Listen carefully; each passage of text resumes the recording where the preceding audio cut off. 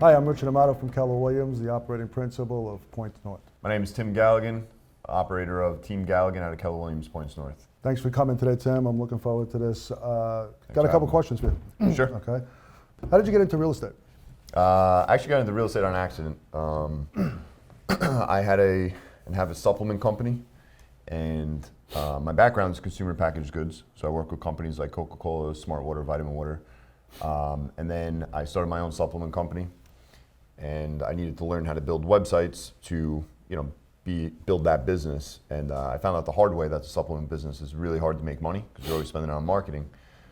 So I figured I would take my website skills and start building websites for clients, so I can make money by building websites to then fund, the supplement company. So I was doing that for I'd say like a year and a half, and I got good at it. I was doing cold calling for the websites and stuff. And one of my clients, to make a long story short, said, "Hey, I want to sell my restaurant." So I said, "All right, I'll sell it for you." And he said, "You're a real estate agent?" I said, "Well, just give me 2 weeks." And I went, and for some reason I had taken the school six years prior to that just to take it, for whatever reason. And I went, just took the test, just passed it, and that's it. That's how I got into real estate. Wow, so I'm going to ask a follow-up question to that. How did that help you with the real estate business? Tremendously. So I think, in my opinion, the real estate business it is about real estate, yes. It is about being knowledgeable on properties, but the key is acquisition, right? So how are you acquiring customers? If you can't acquire a customer, you can know everything that there is to know about real estate. You can know down to the wood that's used in the home, where the wood came from, it doesn't matter because you have no one to tell about it, right? So for me, it was all about acquisition and learning how to do that. I was in a position, and quite frankly, I put myself in a position when I quit my job to sink or swim. It was a lot harder than I thought, but I needed to learn how to acquire, to do anything, whether it was websites, whether it was real estate, whether it was supplements. It didn't matter. Acquisition was necessary. That's funny you said that too. John Clottey, I was on an interview with him a couple days ago. He put himself in that same position and he succeeded. You glad you did that, or did you wish you went a different direction when it comes to that? I would say yes. I'm glad that I did that, and I do believe that it's a journey, right? And looking back, there is no good and bad, because things that I thought were bad were the best things that ever happened to me. If I knew that it was going to be that hard and difficult, there was times like I was figuring out how to pay the mortgage or how to pay this or how to pay that. It's not easy. It's not for the faint of heart, for sure. But you got to be willing. Like, I just got to a point with myself where I said, like, I'm willing to die for this. Okay. And through that journey, it definitely helped me get to that point. Yeah. That's interesting, because again, John and I were talking about the same thing, and he asked me my opinion, and I said I wouldn't do it. I think the reason I was secure in real estate when I was on that journey was because I had that backing, that I had that security, right. I had the pension and all of Right, that. right. Going into this, I give people like yourself all the respect in the world to making a decision like that. That's pretty cool. What positive impacts did real estate have on your life after you got going?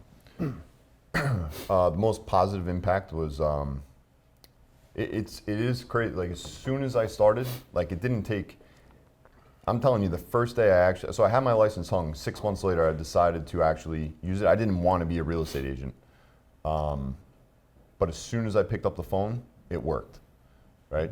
Like, day one, it worked. So what the most positive impact, in short, would be that through all the things that didn't work, real estate was the thing that did. So that taught me that, listen, this is a journey, and you can do it, and you did it. And what did you do to make it work? Bust my ass. Every single day, I would pick up the phone and stay on the phone until I got my numbers hit. I held myself accountable to those numbers, and I was relentless. I just didn't stop until I got my numbers. Was that because of the last career, or is it just what you figured had to be done in this business, or was it a combination of the supplement business or before? I think it's a combination of me just being me. I think it's also a combination of I'm either going to eat or I'm going to starve and be a failure to my family, or I'm going to come out on top. Wow, pretty cool. If you can give a new agent one piece of advice, what would that be? Pick up the phone. That's the advice I gave you, right? Pick up the phone and call. Yeah, exactly. Lead gen. How much lead gen do you do? or meet. did you do before you got, going into the position you are now? But when you first got started, how much lead gen did you do? So when I first got started, it was nonstop, like literally 13, 14 hours a day on the phone. And the reason for that was because I looked at everything like a like a pipeline, right? So you have, and also what sources am I calling? So if you look at it as a pipeline, if you're calling like a circle prospect, for example, you got a bank that's going to be like 6 to 9 months out. So you got to get some stuff in the immediate, and that can come in the form of ads that are coming to you. And you're calling, inbound ad leads. It could be a FSBO expired. Those are going to be more immediate because there are people raising their hands saying, I'm looking to sell my home. So I would call those nonstop. The only time I would ever stop calling is when I had an appointment. And then I would just get right back to it. And then at a certain point when I knew that I had enough in the pipeline and going under contract, I got lucky here, but I leveraged, which is where then I hired Lewis to take over the calls so I can maintain all the clients that I had and make sure that they closed. And I just had enough money from start. I started with a credit card to continue to pay Lewis. And then once they started closing, they all started to go. So in short, I did as much lead generation as possible, except when I had clients and I was doing like half and half, half and half. I immediately leveraged myself out to continue doing calling full time. This is going to be a strange, I don't think it'll be strange, but were you lead genning while you were with your clients? Was I lead genning while I was with my Yeah, clients? so are you lead genning sure. with them, obviously? We're always talking about them. How did that work when you were sitting with your clients? Yeah, so 100%. So I think the biggest thing for me when I would meet with a client, and I actually like when clients meet with other real estate agents because it makes the transaction smoother, right? If you clearly stand out as the number one pick, right, it makes your transaction and the trust factor a lot better. So when I would meet with them, I would always, of course, be saying like, if you have friends, family members, this, that, the other, ask for the referral. Or if you don't ask for it, you're not going to get it. But more importantly, it's important to maintain a relationship with them after, right? If they're buying a home, let them know what their home is worth. Send them weekly reports or bi-weekly or monthly reports of what their home is worth. And always, you're always lead generating. That's pretty cool. And then I know we were talking earlier about the McKay 66. Yeah. Did that help you along the journey? For sure. So, I actually have a good story that I can correlate. So for those of you who don't know what the McKay 66 is, Swim with the Sharks Without Being Eaten Alive by Harvey McKay. In there breaks down what he would use as the McKay 66, and that's building a profile on the client, prospective client, whatever it may be. And there's things in there like obviously the person's name, weight, height, like questions you might think are stupid, but it all correlates to knowing the client better. So for example, if I know, and I'll give you a live example, if I know that Joe Smith is a Yankees fan, well, when we met Mariano in Manhattan, there was a raffle. So I purposely made sure I didn't care what it cost me to win that Yankee ball, right? So what I did was then I took that ball and I emailed it out as a raffle to all of our clients. I did an honest raffle and I picked the winner, right? But I knew that one guy in there was a huge sports memorabilia collector.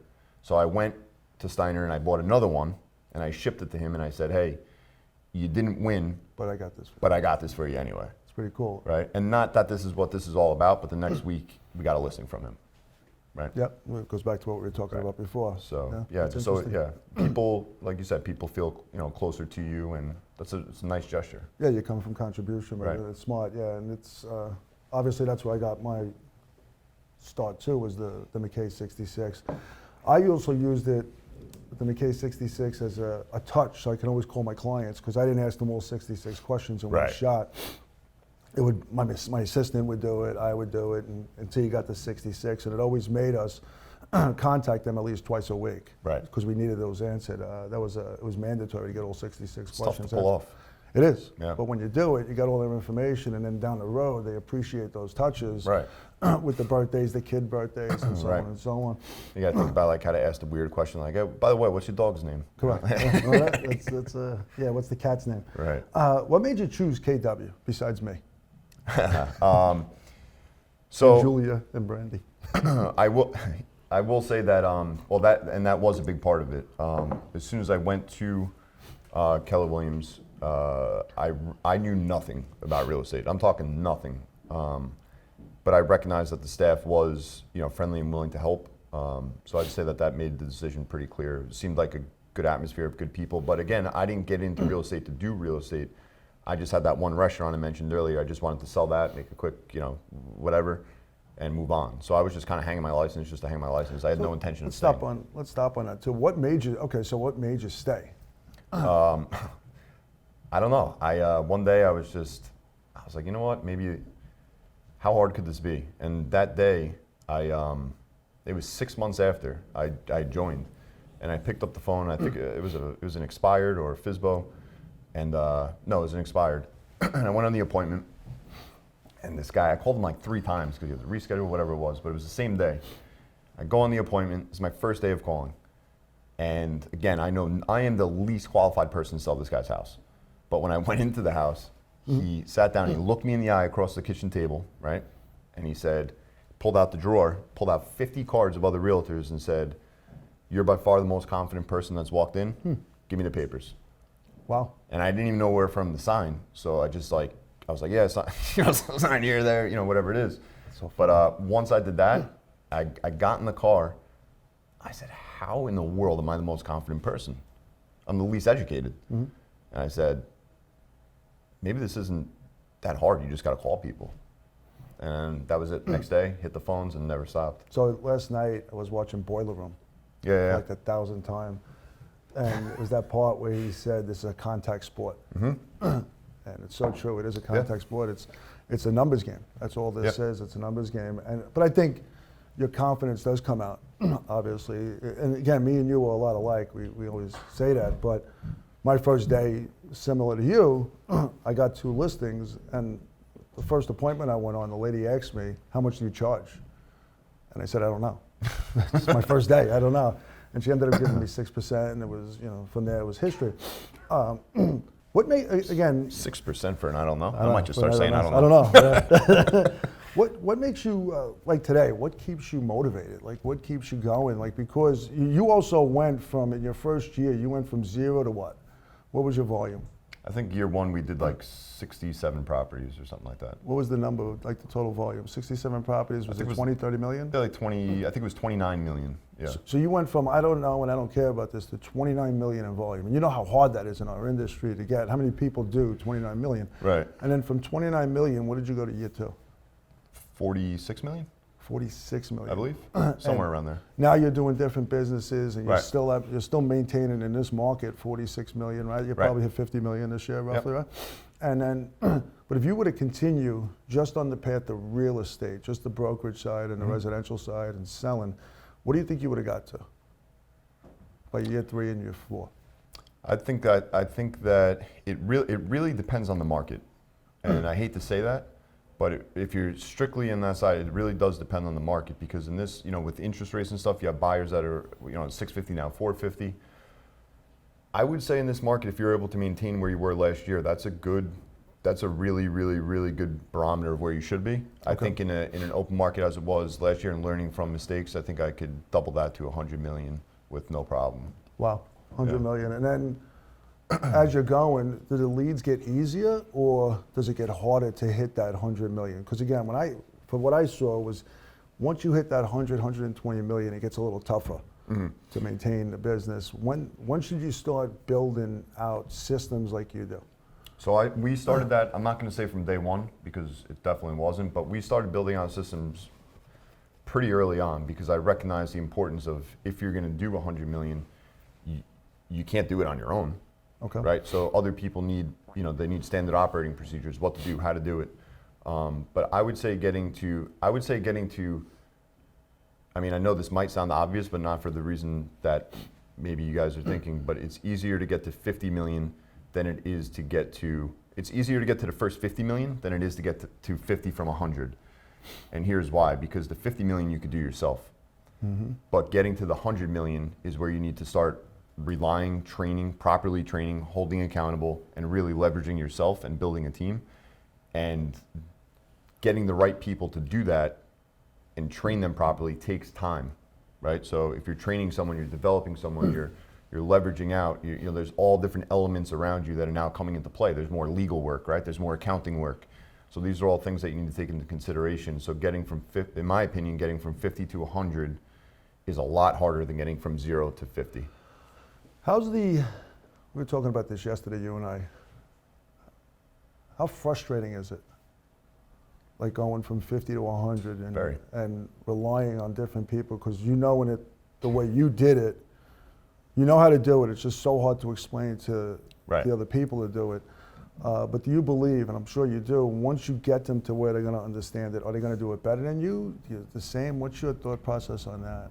It depends on it depends on the person, and because if there's no silver bullet, there's no magic solution, right? It's just it's a contact sport. How many people are you contacting, and how well can you speak with people? Like it's really not. This is not a hard business, right? The only thing that's hard is keeping yourself centered in knowing you're not going to be getting paid in the beginning, to that point. But yes, those growing phases are difficult, right? Now you have more listings. Who's working the open house? Who's doing this? Who's doing that? So what I found is you don't have a choice. You can't be going on all the listing appointments. You can't be going on dealing with taking the McKay 66s and calling people. You can't be doing all these things. So you have no choice but to take yet another gamble, right? Money-wise, time-wise, volume-wise, to get from 50 to 100. So in my opinion, there's two choices, right? You could stay at 50, and you can, in my opinion, be buying yourself a job, right? Okay. Now, maybe some people don't agree with me, but just for me, if you're doing 50 million and you're doing it yourself, all you did in essence is buy yourself a job. To get to 50 to 100, that's the trick. And if you can get to 100, scaling above 100 should simply be replicating what you did to get to 50 from 100. But doing that the right way, and the trials and errors and tribulations and people and problems and this, and it's a lot.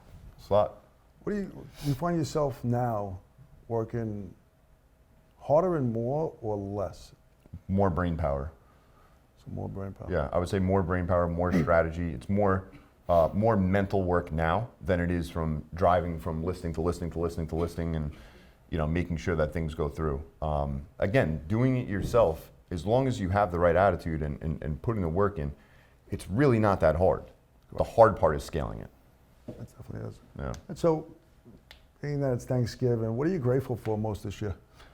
What am I grateful for most this year? I would say everyone around me is healthy. And I don't say that in a way of just like a cliche, like, oh, everyone is healthy. I mean it from a place of all the stuff we just talked about, right? The business, the trials and tribulations, making money, this, that, the other. It all means nothing if you don't have that, right? So, everyone around me being healthy is very important to me. I'm definitely grateful for that. So Tim, for everybody out there, where can they find you?